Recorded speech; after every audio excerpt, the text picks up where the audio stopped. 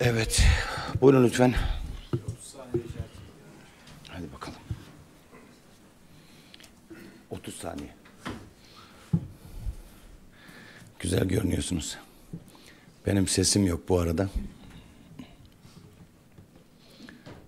Hoş geldin. Tamam. Kıymetli basın mensubu arkadaşlarım, hoş geldiniz, sefalar getirdiniz. Bir basın toplantısı gündemimiz var. Bizim kendi gündemimiz var. Siyasetin kendisine gündem etmeye heves ettikleri var. Milletin de bir gündemi var. Sıralamayı siyaset gündemli yapınca siyaset ne konuşulmasını istiyorsa onun konuşulması üzerinden gündemi, televizyonları, ekranları meşgul etmeyi adet haline getirdi. Milletin gündemi var. Millet bu siyasetin heves ettiği gündemlerin dışında yaşadığı zorlukların konuşulmasını, dile getirilmesini çok arzu eder. Dünyanın gündemi var, bölgenin gündemi var. Söz söylemeye başladığınız zaman basın toplantılarına sığmayacak kadar ağır sorunlarımız var bizim. Efendim Gazze var, okullarımız açıldı, geçim zorluğu var, çocuklarımızın beslenme zorluğu var, servis paraları var, çocuklarımızın bodurlaşan, zihni bodurlaşan kayıpları var. Özel okul çalışanlarının dertleri var. Özel okul ücretleri var, servis ücretleri var. Konuşuyorsunuz da konuşuyorsunuz. O kadar çok gündem var. Vergiler var. Hükümetin her gün ağırlaşan, memleket yüküne rağmen vatandaşın üstüne koymaktan hiç vazgeçmediği vergiler var. Vatandaş aslında kendi gündemine odaklanmış siyaseti çok sever ama siyasetin bir de hevesi var. Kayyumlar var. Belediye tartışmaları var. İçeriye atılan gazeteciler var. Kendisine tayin edilmesi istenen kulvarlarda siyaset kendisine gelecek kaygısıyla önümüzdeki seçimleri dizayn etme hevesi var. O yüzden önce siyasetin gündemini konuşmaya heves ettiği şeylere dokunmam lazım. Birkaç şey arz etmem lazım. CHP'ye İstanbul İl Örgütü üzerinden atanan kayyumla alakalı bir irade beyan etmemiz lazım. Çünkü tartışma her geçen gün farklı bir mecraya evriliyor. Bilinmesini istediğimiz şey şu: siyasetin özellikle son dönemlerde eline geçirmiş olduğu imkanları muhalefeti dizayn etme hevesine dönüştürdüğü bir süreç gibi algıladığımız uygulamaları var. Muhalefetin de suçlanacağı yerler var. Bu karşılıklı suçlamalar içerisinde Yüksek Seçim Kurulu'na ilgili maddelere, siyasi partiler kanunun ilgili maddelerine yaslanarak herkesin ben haklıyım deme fırsatı bulduğu bir siyasi tartışma alanı var. Kimisi Yüksek Seçim Kurulu'na atıf yaparak bu yaptığınız hukuki değil diyor. Kimisi partiler kanununa yaslanarak, anayasaya yaslanarak bu yaptığınızın hukuk karşılığı var diyor. Orada herkesin kendisine ait işte bu olabilir diyebildiği, buradan mümkündür diye yorumlayabildiği, hukuki boşluk var ama bu boşluk şu maddelerle doluyor diye savunabildiği bir alan var. Orada bir şey var. Anahtar Parti bir şey vurguluyor. Seçmen iradesiyle ilgili muhafaza hassasiyetini asla kaybetmememiz lazım. Ne olursa olur, seçmenin iradesi gölge altında bırakılamaz. Seçmen sandığa küstürülemez. Bizim şu anda seçmenin sandığa küsmesinden doğacak boşluğu neyin dolduracağına dair endişelerimiz var. O yüzden muhalefete de söz söylerken, ikazlarda bulunurken bir tek hassasiyetimiz var. Kaosa dönmesin itirazlarımız, demokrasiye, hukuka dair hassasiyetlerimiz kanun tanımazlığa dönmesin. Devletin de seçilmiş olmaktan, hükümetin de kendisine ait zannettiği hisseleri seçilmiş olmamı her şeyi yapma yetkisi gibi kullandırım hevesini de kontrol etmemiz lazım. Son dönem özellikle hükümet şunun anlaşılmasını sağlamalıyız. Niçin bu tartışmalar var? Niçin hükümete karşı, hükümetin uygulamalarına karşı keyfilik ihsas ettiriyoruz biz? Niçin hükümeti her yaptığında siyaseti dizayn etme, siyaset marifetiyle, yargı marifetiyle siyaset alanını temizleme hevesinde görüyoruz? Niçin bu suçlamalara konu olduğunu hükümetin doğru anlaması lazım. Özellikle 2017 referandumundan sonra tecrübe ettiğimiz Cumhurbaşkanlığı hükümet sisteminin yargı üzerinde oluşturduğu bir ağırlık var. Siyasallaşan bir ağırlık. Bu ağırlığın uygulamada hükümetin avantajına dönecek şekilde kullanılmasından bıkmış bir muhalefet itirazı var. Yani HSK'nın belirlenmesinden, Anayasa Mahkemesi üzerindeki hassasiyet ve hakimiyetten hükümetin diline vuran, ben istersem bana uygunsa, benim vizyonuma uygunsa uyabilirim, benim vizyonuma uygun değilse uymuyorum şeklinde ifadesini bulan uygulamaları var. Yani bunun açık ifadesi bile var. Video hazırsa arkadaşlarımız göstersinler. Bakın nereye geldi memleket.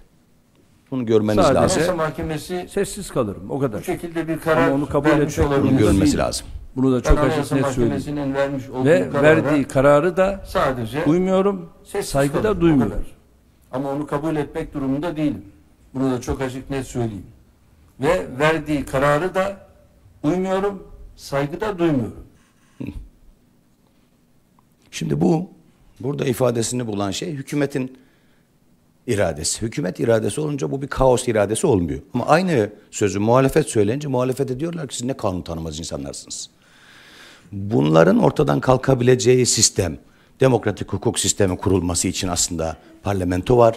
Millet iradesi o yüzden milletvekilleri vasıtasıyla yasama meclisini inşa ediyor. Yasama memlekette kanun boşluklarını hukukla, adaletle dolduracak düzenlemeleri yapmak için var. O yüzden biz bu süreç içerisinde hükümetin şunu anlamasını sağlamaya çalışıyoruz.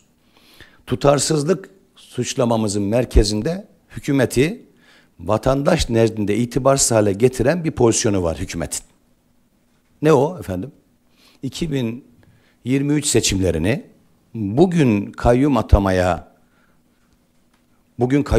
heves ettikleri, bugün kayyum atanacak oldukları sürecin savunanı durumunda olan hükümet 2023 seçimlerini bunun tam tersini diyerek kazandı. 2023 seçimlerinde CHP'ye siz kent uzlaşısı yapıyorsunuz yahut daha önceki seçimde siz Öcalan'la, Kandil'le muhatap olup onlarla bir süreç yönetiyorsunuz. Yasama meclisinin üstüne Cumhurbaşkanlığı makamına terörün gölgesini düşürüyorsunuz suçlamasıyla seçim kazanmış hükümet. Şimdi bunun tam tersine bir hassasiyet gösterip başka bir şey yapıyor. O yüzden vatandaş nezdinde bu ilkesiz siyaset töhmet altında kaldı. Yani hükümetin ahlaki üstünlüğü kalmadı. Bu ahlaki üstünlüğü kalmaz ilkesiz siyaset bugün siyasete ilke hatırlatmak anlamında buyurgan, bağırgan, parmak sallayan bir edayla kanuna uyun, kurala uyun deyince boşa düştü. Biraz daha sadeleştireyim, milletin anlayabileceği hale getireyim. Çocuklarımızın katiliyle iş tutuyorsunuz diyorlardı CHP'ye.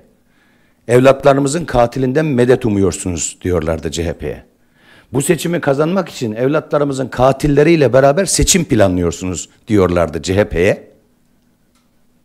Sonra seçimi kazandılar bu hassasiyetle. Şimdi çocuklarımızın katilinden bir kurucu önder çıkardılar.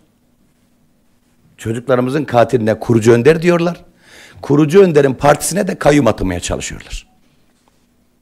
Bu saçmalığı vatandaş anlamadığı için size itiraz ediyor.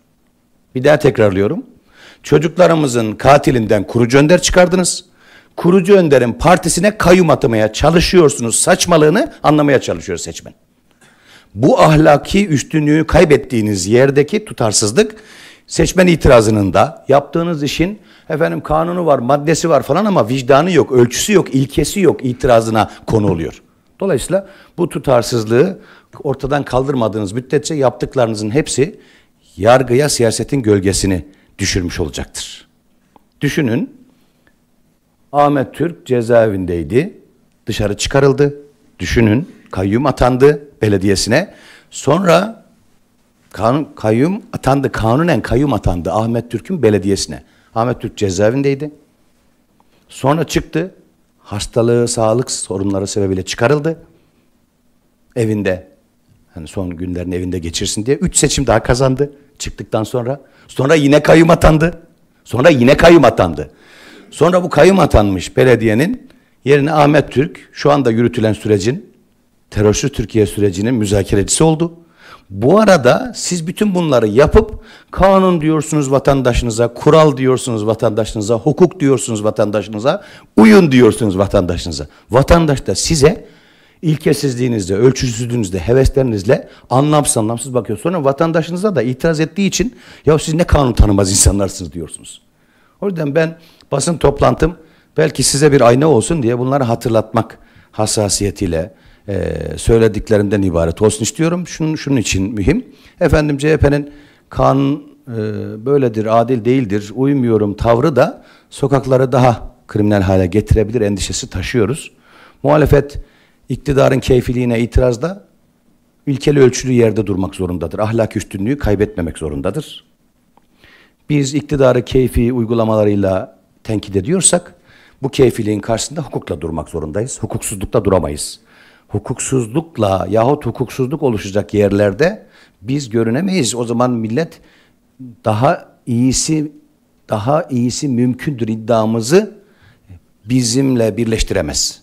Yani hukuka riayetsizlikle memleketin umuduna yürünemez. O yüzden kanunsuzluk varsa, hukuksuzluk varsa bununla mücadeleyi yasal zeminde yapmak hassasiyetimiz vardır. Ona da dikkat edilmesi lazım. Bunu neyle birleştireyim? Bunu şununla birleştireyim. 16 yaşında eline silah almış, tekbir getirerek 2 vatan evladını şehit etmiş. Bunun sebep olduğu bir şeyi de sorgulamalıyız. Yani bu kaos ortamı oluşursa memleketteki bu belirsizlikten nemalanacak, fırsat kollayan bir dünya uyuyan hücre olabilir bu memlekette. Bizim misafirlerimizin içerisinde kaç tane el muhaberat ajanı var bilmeyiz. Bizim bugün Türkiye'de ikamet eden, kaçak yollarla gelen yahut sınırlarda kontrolsüzlükten buralara gelen, Afganistan'dan buralara kadar gelebilen, İran'dan geçebilen ne kadar kayıtsız, kuyutsuz ve tehlike hattında insan var bilmiyoruz. Dolayısıyla hukuksuzluğun oluştuğu, kaosun oluştuğu iklimlerde buraları doldurabilecek çok fazla uyuyan hücre vardır. Buna da çok dikkat edilmesi gerekir. Yani bu ferdi bir terör faaliyeti gibi algılanmamalıdır. Mutlaka teyakkuzda olunmalıdır. Yani sınırlarımız kevgire döndü. 4-5 milyon kayıtsız kuyutsuz insanın dolaştığı bir memleketiz. Silah tecrübesi olan, savaş tecrübesi olan, coğrafya ve dayanıklılıkları yürüdükleri güzergahlardan bile aslında mukayese edilebilecek olan bu kadar unsurun bizim memleketimizde elini kolunu sallayarak geziyor olmasının güvenlik anlamında tedbirleri alınmak zorundadır. Yani şu anda ortamda bir şey yok, şu anda kontrol altında falan diyor olabilirsiniz ama siz kontrol ettiğiniz için değil, bir şey yapılmadığı için belki öyledir. O yüzden dikkat edilmesi lazım. Bu kayyum meselesi belki son tahlilde bizim anahtar parti hassasiyetimiz. Efendim diyorsunuz ki seçmen iradesi gölgelendi. Bunlarla ilgili bir süre tahdidi konulması lazım. Eğer süre tahdidi konmazsa 2 yıl sonra efendim bu kadar olup biten hadise ve karardan sonra bir itiraz seçmen iradesini gölgeleyebiliyorsa geriye dönük itirazlarla ki bugün herhalde İYİ Parti de öyle bir şey söylüyordu zannediyorum. Onlar da başvuracaklar. 2017 referandum için itiraz ediyorlarmış. Şimdi geriye dönük bir süre tahdidi de yoksa bu memleketi bu kaosa taşır işte. Yani 2017 referandum iptal edilince o referandumdan sonra doğan yetkilerle imzalanmış her şey boşa düşecektir o zaman. Dolayısıyla bir süre tahdidi, yasal düzenlemeler yapılmalı. Seçmen öyle aklına esenin, işte benim aklıma esti, ben işte 5 sene önce böyle bir mağduriyet yaşamıştımdan bu tür bir mağduriyetin çıkması engellenmelidir. Durduğumuz nokta burası bilinsin. Efendim kayyumlarla ilgili de son tahlilde millet iradesinin 2028 seçimlerinde anahtar partiyi millet iradesinin kayyumu olarak iktidara getirmesi gerektiğini düşünürüz. Ona hazırlanıyoruz. Millet kayyum atamalıdır. Millet iradesi kayyum atamalıdır. Millet iradesini memleketteki hukuksuzluklara, adaletsizliklere, nezaketsizliklere, merhametsizliklere, ne varsa ölçüsüzlüklere kayyum olarak seçimde atayacaktır. Egemenlik eğer milletinse ki milletindir, irade milletinse ki milletindir. Egemenlik, irade seçimlerde memlekete anahtar parti inşallah adaletin, demokrasinin, üretimin, yaşanabilir bir Türkiye'nin iradesi anlamında memleketin hakkını, hukukunu muhafaza edecek kayyum anlamında inşallah anahtar partiyi atar diye ümidimiz var, gayretimiz var. Gazze ile ilgili birkaç şey söylemeliyim. Filolar kalktı. Türk limanlarından kalkamamış olmasının mahcubiyetini duysun hükümet. Bizim limanlarımızdan bir merhamet filosu için kalkamadı. Kendi vatandaşlarınız niçin başka ülkelerin limanlarından gitmek zorunda kaldı? İnsanlığın merhameti olmuş bir miğfer millet. Nasıl oldu da limanlarından bir merhamet gemisini kaldırmaya imkan bulamadı? Hesabını versin hükümet. Yani bizim limanlarımızdan bir merhamet çığlığı vardı, duyuluyordu da nasıl gemiyle buluşamadı da İsrail'e gidemedinin hesabını versin. Bizim vatandaşlarımız başka limanlardan kalkan gemilere niçin binmek zorunda kaldılar? Hesabını versin hükümet. Öyle kimsesizlerin kimiyim demek kolaydır. Gazze'deki vatandaşlarınız kimsesizdir. Sayın Cumhurbaşkanı oradaki kimsesizlerin kimi olmak istiyorsa bizim limanlarımızdan merhamet Gazze'ye hareket etmelidir, edebilmelidir. Eğer sen kimsesizlerin kimiysen. Karar vermeniz gereken şey şudur. İhracat listesinde Türkiye'nin derecesi varsa kimin kimsesi olduğunuzun da muhasebesini yapın. Yani bu İsrail'le hala ihracat şampiyonluğumuz var. 4. 5. sıradayız, ihracatımız devam ediyor falan gibi bir takım ithamların altında kalıyorsanız o kimin kimsesi olduğunuza bunu da ekleyin lütfen. Türkiye Cumhuriyeti Devleti insanlığın artık ortak çığlığı haline gelmiş. Bu soykırım karşısında çok daha etkin inisiyatif alabilmelidir. Uluslararası mahkemeleri harekete getirecek inisiyatifin bizzat öznesi olabilmelidir. Barış gücü organizasyonu planlanacaksa BM nezdinde bunun bayrağını sallayabilmelidir. Oraya gidecek merhamet elinin bütün organizasyonunu üstlenebilmelidir. Efendim orada şimdi filolar eğer müdahaleye, İsrail'in azgınlık müdahalesine maruz kalırsa hangi aşamalarda ne plan yapılacağı şimdiden detaylandırılıp onunla ilgili yol haritası düzenlenmelidir. Yani olur da vatandaşlarınıza bir fiili müdahale olursa ne yapacaksınız da belirlemeniz lazım. Ah vah etme zamanı değildir. İsrail'in azgınlığını durduracak kadar kudretimiz vardır evelallah. Ama bütün bunlarla ilgili romantizme, kelama, nutuka, hitabeye falan kurban edilmeyecek bir mesuliyet hattındayız. Ciddiyetle iş yapılması lazım. Bu sınırlarımızın altında bir terör devleti kuruluyor. İsrail'le de ilgisi var bu sürecin biliyorsunuz. Açıklamalar gün aşırı takip ettiğimiz açıklamaların tamamında Türkiye'nin aleyhine bir tertibin öznesi yapılmaya çalışılıyor. Devlet Bey de söylemiş geçen gün. Biz 6-7 aydır Anahtar Parti olarak devamlı söylüyoruz. Devlet Bey demiş ki İsrail'in yörüngesine girdiği anlaşılmaktadır. Hep oradalardı yani. Yani anlaşılmaktadır dediğiniz şey hep oradalardı efendim. Yani onlar hep oradalardı, hep yörüngesindelerdi. O yörüngeyi zaten onlar kurdular. Yörüngenin arkasındaki güç de onlardı, silah da onlarındı falan. Siz böyle diyorsunuz ama biz Anahtar Parti olarak 6 aydır, hatta siz daha evvelden de söylüyordunuz. Biz sizin daha önce söylediğiniz yerden söylemeye devam ediyoruz. YPG, PYD, İsrail'in yörüngesindedir'in bir karşılığı daha var. Bu komisyon kuruyorsunuz. Kurduğunuz komisyon Kandil'le muhataplık üzerinden başka bir alan açıyor. Komisyon kuruyorsunuz. Öcalan komisyonu kendisi için kurdurduğunu söylüyoruz Anahtar Parti olarak. Meclis meşruiyetini böyle iki paralık etmenize razı değiliz diye itiraz ediyoruz. Duymanız lazım. Dinlemiyorsunuz. Sonra sizin kurmaylarınız Öcalan muhataplığı üzerinden tweetler atıyorlar. Biz komisyonu meşru görmüyoruz. Muhataplığı üzerinden meşru görmüyoruz. Yasal değil zaten. İmzayla kuruldu. Araştırma komisyonu değil, soruşturma komisyonu değil. Millet iradesini temsilen TBMM başkanına kurduruyorsunuz. Çerçevesi belli değil, yetkisi belli değil, muhataplığı belli değil, muhataplığının hukuki zemini belli değil. Bu nedir yahu? Öcalan'ın bildiğini, Kandil'in bildiğini milletinizden saklama kararı alıyorsunuz, oyluyorsunuz mesela. Hiç mahcubiyet de duymuyorsunuz. Sonra diyoruz ki bu komisyonun yapmaması gereken birkaç tane şey var. Öcalan'la muhatap olmak, zaten meclisi Öcalan'la eşitlemek, siyaseti Kandil'le eşitlemek asla yapılmaması gereken bir şeydir. Biz diyoruz, bas bas bağırıyoruz, aman ha, zinhar falan diyoruz. Sonra kurmaylarınız tweet atıyorlar ki bir mahsuru yoktur. Öcalan'la muhataplığın mahsuru yoktur. Öcalan'a heyet gönderilmesinin mahsuru yoktur. Demin önüne koyduğunuz mikrofonları, Kandil'in önüne koyduğunuz mikrofonları, Kandil'de mağaraların önünde çocuklarımızı öldürenlerin önüne koyduğunuz mikrofonları, onların laflarını koyuyorsunuz alt alta üst üste. Bir mahsuru yoktur. İsrail'in bölgedeki hesaplarının, heveslerinin, sözcülerinin söylediklerinin bir önemi yoktur. Neyin önemi vardır efendim? Yani siz PYD'ye vuralım diyorsunuz. Tom Barak açıklama yapıyor ki PYD bizim müttefikimizdir. Siz silah bırakın diyorsunuz, PYD'yi kapsamıyor diyorlar. Kürt sorununu çözeceğiz diyorsunuz, Kürt'ü Öcalan'a teslim ediyorsunuz. Asla yapmamanız gereken bir şeydir diyoruz, hiç umursamıyorsunuz. Öcalan Kürt'ün hiçbir şeyidir. Öcalan Kürtlere değdirilmemelidir. PKK Kürtlerle alakası olan bir örgüt değildir diyoruz. Siz Kürtlere vermeyi planladığınız haklarınız falan diye bir şey konuşuyorsunuz. Onlara da bu PKK'lılara konuşturuyorsunuz. Sonra Kürt sorununu anlamaya çalışan vatandaşlarınız bu PKK'lılardan şöyle şeyler duymaya başlıyor. Kürt sorunu nedir diye anlamaya çalışıyorlar. Çünkü bizim böyle bir sorunumuz yok. Kürtlerin de sorunları vardır ama Kürt sorunu diye bir sorunumuz yok.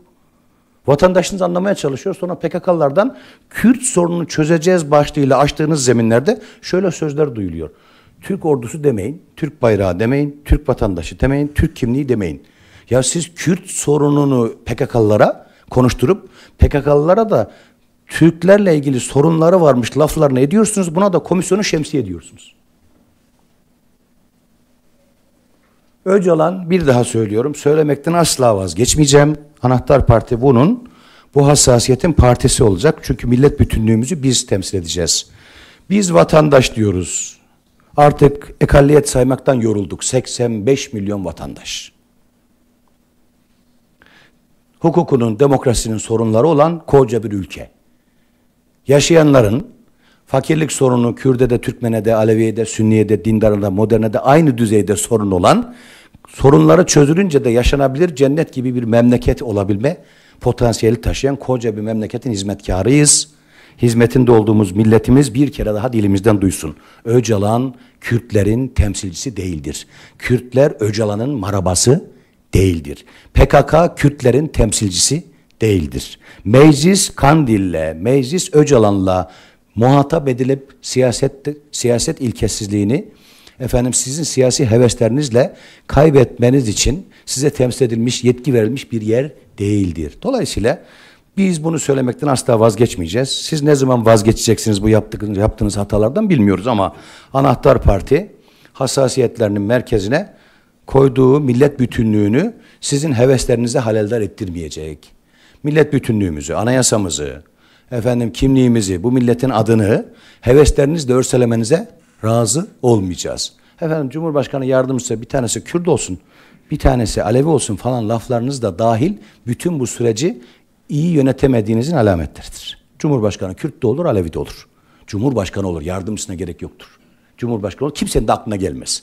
Kürt de olmuştur daha önce, olur. Olana da bu Kürttür diye kimse bir laf dememiş, aklına da getirmemiştir. Ama sizin aklınıza gelen bu sözler süreci doğru yönetemediğinizin alametleridir.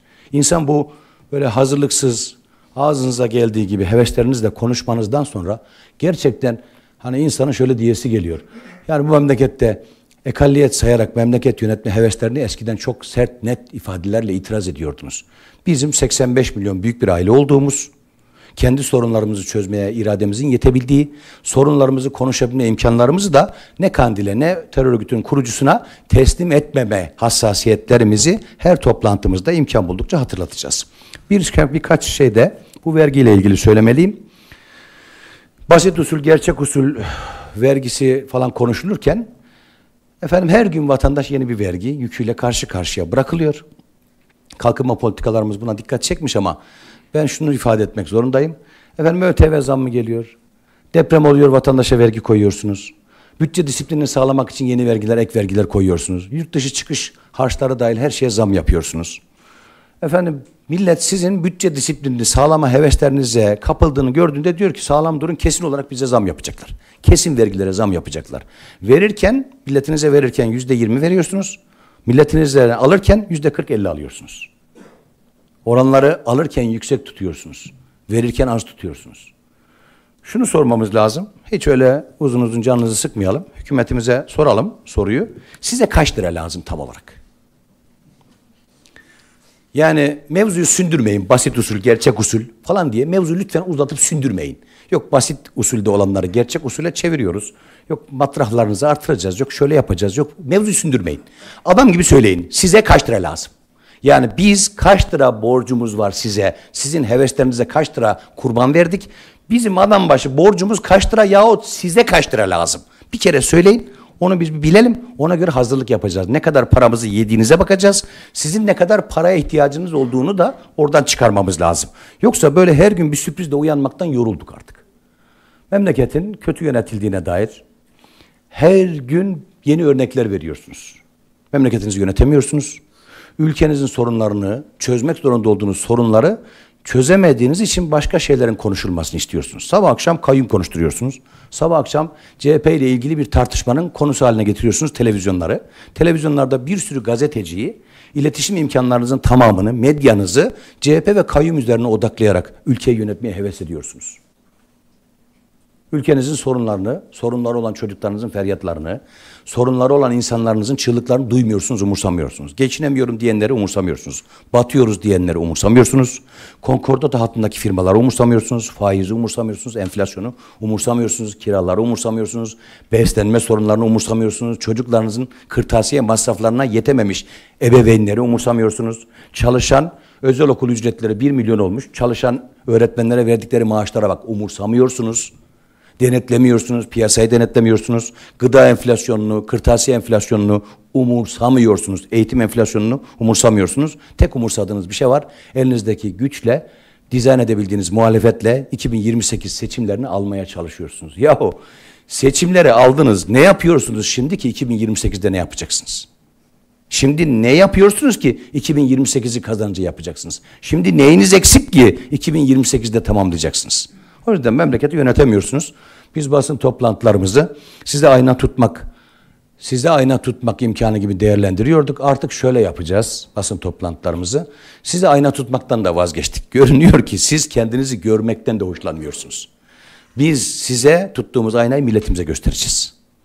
Memleketimizi, yönetemediğiniz memleketimizi, ayağa kaldıramadığınız memleketimizi, sarıp sarmalayamadığınız memleketimizi, güçlendirip kalkındıramadığınız memleketimizi, hayallerine kavuşamadığınız memleketimizi, hukukla demokrasiyle buluşturamadığınız memleketimizi, alın terinin hakkını veremediğiniz memleketimizi, sokaklarını güvenli hale getiremediğiniz memleketimizi, tarlalarını, yaylalarını, meralarını bollukla, bereketle buluşturamadığınız memleketimizi, sanayicisini dünyayla rekabete kavuşturamadığınız memleketimizi, üniversitelerini dünyanın en saygın üniversiteler haline dönüştüremediğiniz memleketimizi, sayayım mı?